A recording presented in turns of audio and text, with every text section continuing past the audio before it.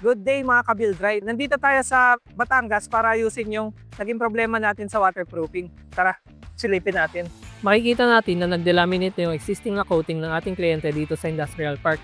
So, ang na-recommend natin ay ang ating flexible waterproofing na geotextile membrane na si Blackout 40.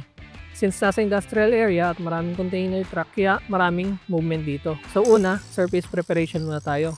Gamit tayo ng chisel jack hammer drill para alisin ang existing floor coating. Then, i-vacuum ang lahat ng debris. After that, use Smartman Flex White dahil strong adhesion niya at flexible din siya for minimal expansion or contraction dahil C2S1 siya. By the way, when applying Smartman Flex White sa ating substrate, make sure na ang paghagod natin ay in opposite direction pag i-roll na natin ang Blackout 40 membrane. Tip lang mga ka-Buildrite, dapat plastic trowel ang gamitin natin para hindi masugatan yung ating membrane. Then isin na natin ang mga duktungan using Handyfix grip. Dapat may overlapping na 10 cm on all sides. Then pwede na tayong mag-flood testing. Pag ensure na walang leakage yung ating area, pwede na tayo mag-apply ng concrete topping.